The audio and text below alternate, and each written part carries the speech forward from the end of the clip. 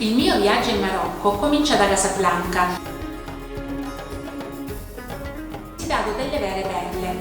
Vi descriverò cosa ho fatto e visto. Se poi hai fretta e vuoi vedere qualcosa in particolare, metterò i minuti qua sotto, quindi potrai saltare alla parte che più ti interessa. Cominciamo.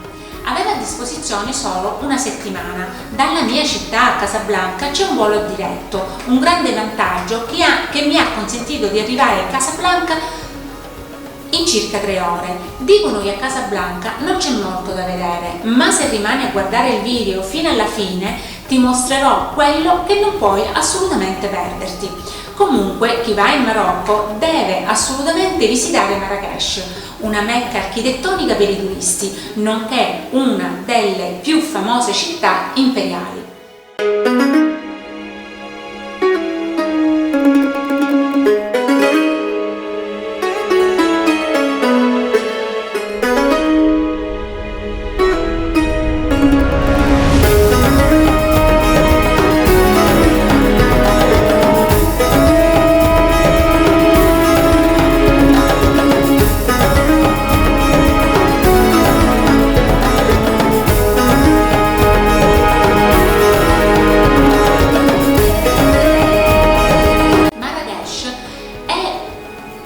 Caldissima, 37 gradi i primi di maggio. Dopo essermi guardata intorno, ho deciso di indossare senza esitazione gli abiti più freschi e corti che avevo messo in valigia all'ultimo momento. A Casablanca ed anche nelle altre città che ho visitato ho trovato un clima simile a quello italiano, 23 gradi circa i primi di maggio, quindi un clima primaverile. I marocchini sono estremamente ospitali e molto tolleranti. La maggior parte delle persone è religiosa, gran parte delle donne marocchine non indossa il velo e molte si coprono i capelli con un foulard.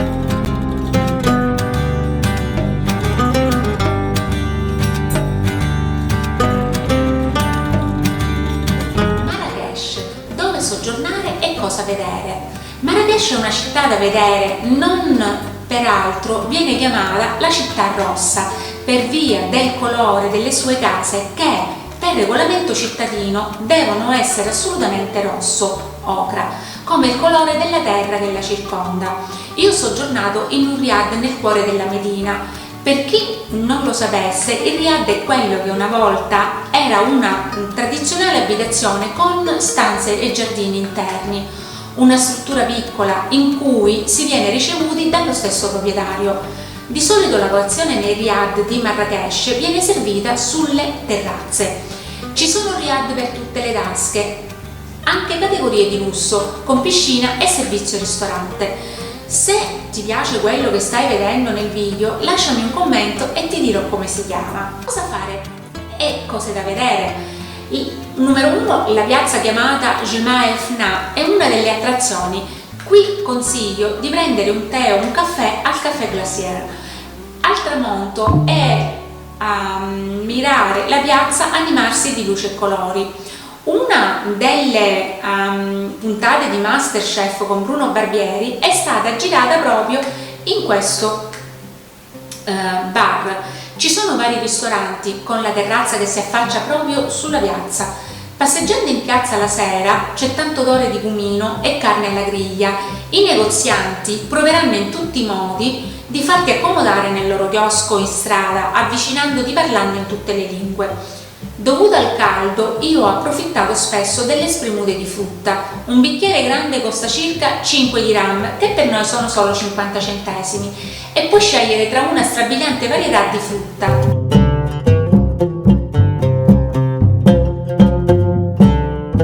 2. Un pranzo cena nei locali dello street food costa circa 5-6 euro. Un pranzo cena in un locale turistico 15-20 euro. Non perderti una cena sul rooftop, le terrazze sui tetti. Ti ricordo che la maggior parte dei ristoranti non serve bibite alcoliche e che anche il vino contiene 0 alcol. Io l'ho provato e sapeva di succo. Se ti piacciono i sapori particolari, devi assolutamente assaggiare il tagine, un piatto che unisce carne e verdure o anche pesce cotti insieme nella terracotta. Il tagine infatti è una pentola usata per cucinare e servire questa pietanza. Io l'ho anche comprata durante la mia visita alla fabbrica di tagine ceramiche di Fes. Un altro tour che consiglio di fare. Un'altra specialità locale è il couscous e se non ti spaventa l'accostamento di pietanze che mai avresti pensato di mangiare insieme, sicuramente dovrai provare la pastiglia, una sfoglia leggera creata partendo da una sorta di pastella ripiena di carne, mandorle, cipolle e spezie accompagnate da zucchero a velo. Numero 3. I souk. I souk sono un luogo fatto per coloro che amano contrattare. La parte della cultura deve essere una forma di divertimento sia per il compratore che per il venditore. Se sei una persona che vuole il prezzo fisso e che come me vuole entrare nel negozio, comprare e andarsene, allora i souk non sono il posto adatto per te, ma vale la pena visitarli. Ogni città ne ha, in ogni città che ho visitato ne aveva uno. Nei souk ci si può perdere facilmente, i vicoli sono tantissimi e si diramano in quello che sembra un groviglio inestricabile. Me ne sono resa conto durante la mia visita alla Madrasa di Ben Youssef. La quarta cosa che devi assolutamente visitare a Marrakech. La Madrasa di Ben Youssef è una scuola fondata nel XIV secolo e dedicata all'insegnamento della scrittura e della legge islamica. Ci si può arrivare anche da soli. Io ho deciso di prendere una guida che, come ho detto, mi ha fatto percorrere una parte del souk dove spesso il turista da solo non arriva per la paura di perdersi. La mia visita, un tour di 4 ore, comprendeva anche il giardino segreto, una sorta di giardino tropicale. L'entrata al giardino è di 80 dirham, 7 euro circa. Me li sarei risparmiati. I giardini sono un vanto per i cittadini marocchini, per i quali l'entrata costa meno. Hanno un sistema di irrigazione particolare, ma niente di eccezionale o da invidiare ai parchi pubblici italiani. Un'altra cosa da vedere è la moschea Koutoubia, situata nel cuore della Medina. È un'altra attrazione turistica, è punto di riferimento straordinario della città, off limits per tutti tranne i musulmani. È possibile visitarne l'esterno, bellissima l'architettura da ammirare anche con le luci serali. Ci sono tantissime altre cose da fare e vedere a Marrakech, ma io non ne ho avuto il tempo. Ti lascerò comunque una lista in descrizione. Tutti i tour che partono da Marrakech hanno punto d'incontro di fronte al Café de France. Puoi contrattarne uno direttamente sul posto con il proprietario del tuo riad o anche nei vari spots in piazza. Io ho preferito farlo con un'agenzia online alla quale mi affido spesso durante i miei viaggi. Se ti interessa ti lascio il link qua su.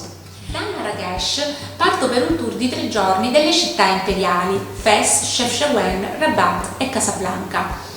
L'agenzia con la quale ho contrattato il tour manderà un autista per accompagnarci. La guida la incontreremo sul posto.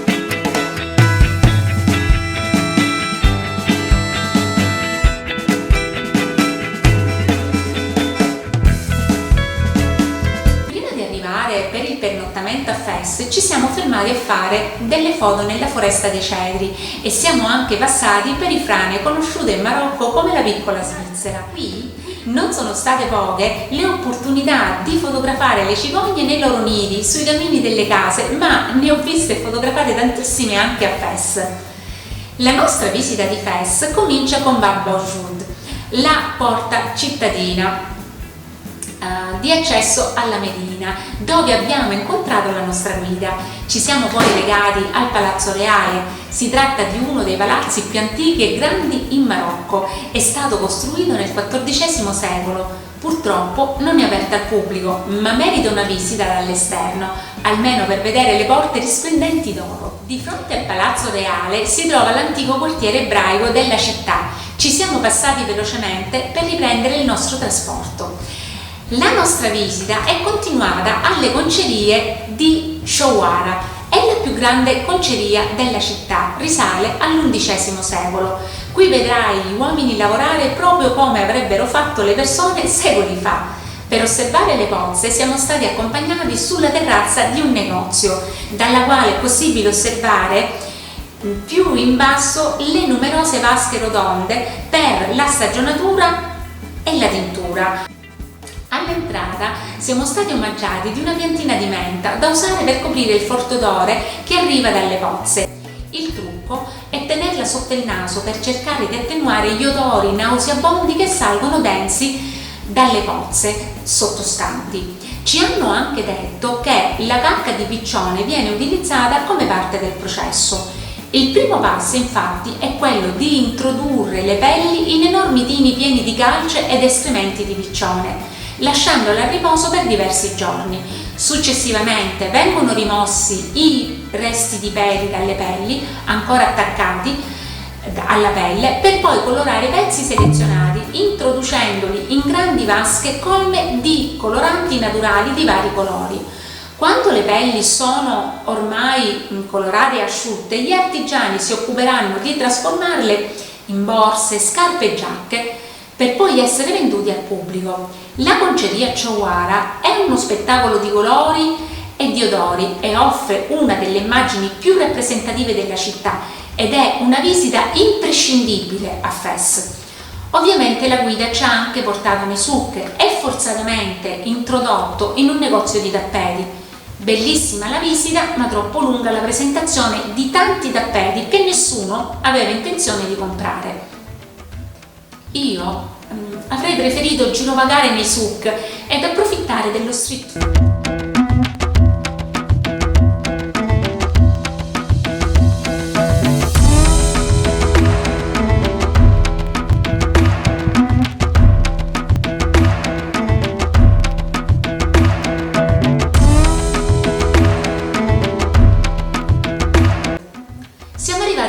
Alla ragione principale di questo tour, la cittadina Chefchaouen, la perla blu del Marocco. Non sono pochi gli angoli ideali per dei biscatti mozzafiato. La città infatti si presenta come una cascata di case blu inserite in un paesaggio naturale.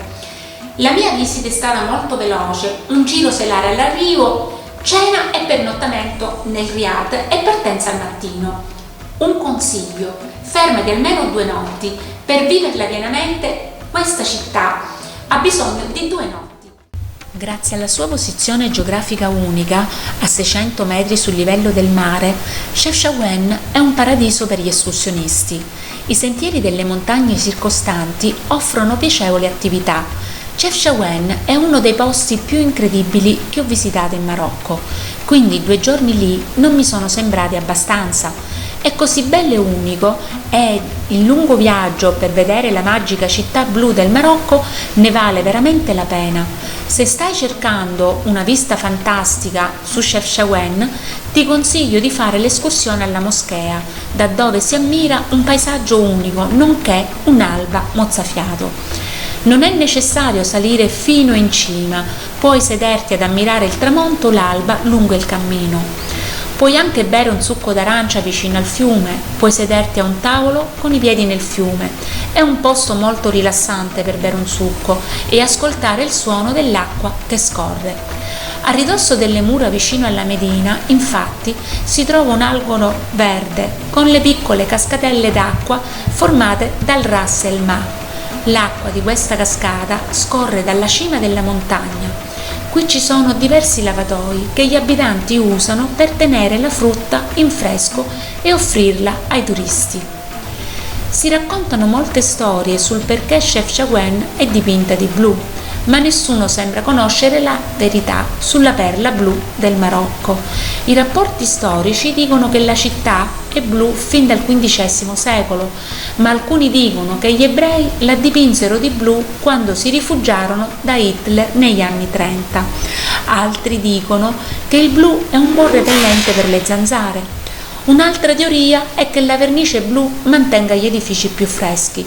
Qualunque sia la storia vera, sono felice che continuino a ridipingerla di blu, perché è semplicemente stupenda.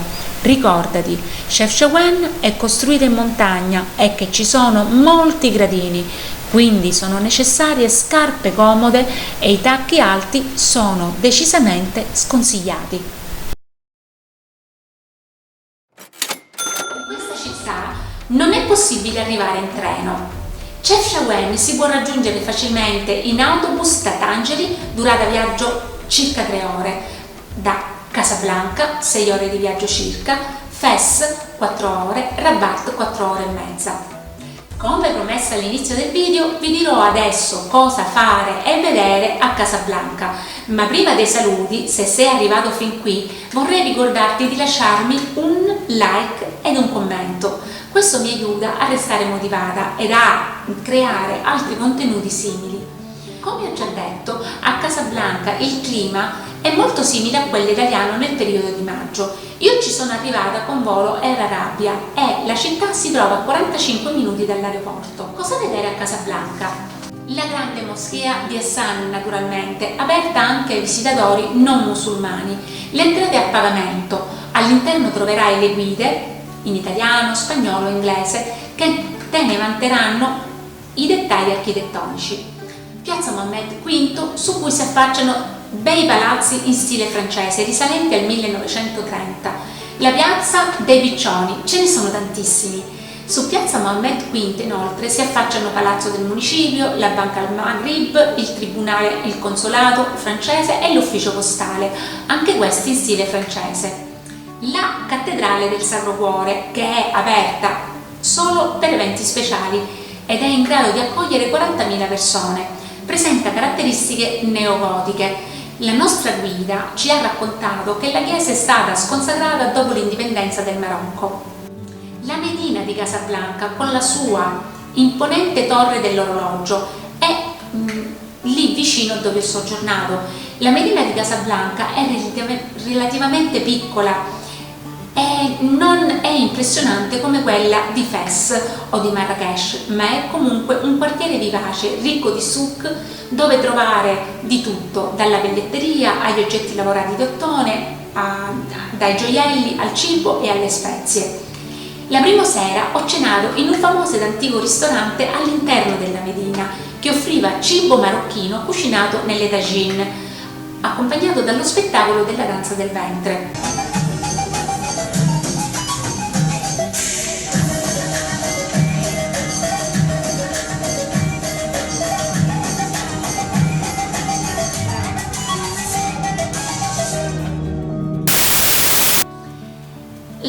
Cornice, una parte della città con bellissimi tratti di spiaggia, caffetterie alla moda, hotel di lusso, ristoranti raffinati e numerosi club direttamente sul mare.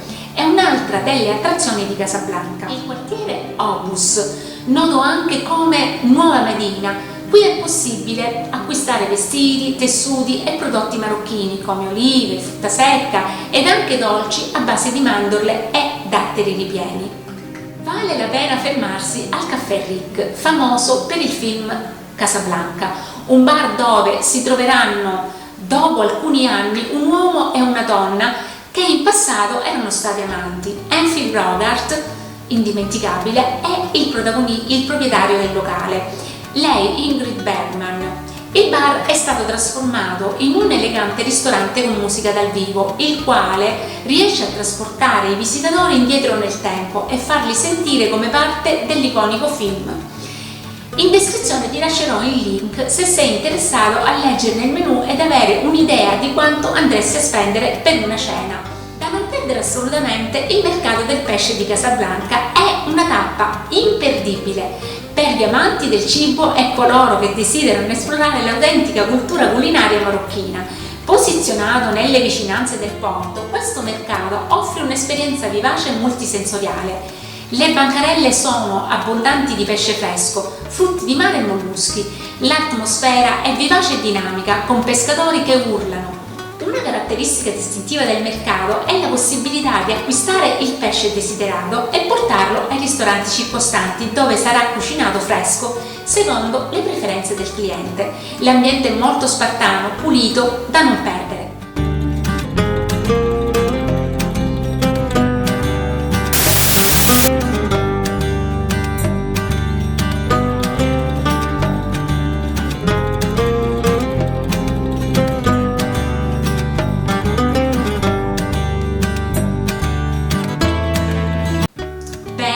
Il mio video finisce qui. Se hai delle domande scrivile pure nei commenti qua sotto, risponderò appena possibile. Non dimenticarti di lasciarmi almeno un like e noi ci vediamo alla prossima. Ciao ciao!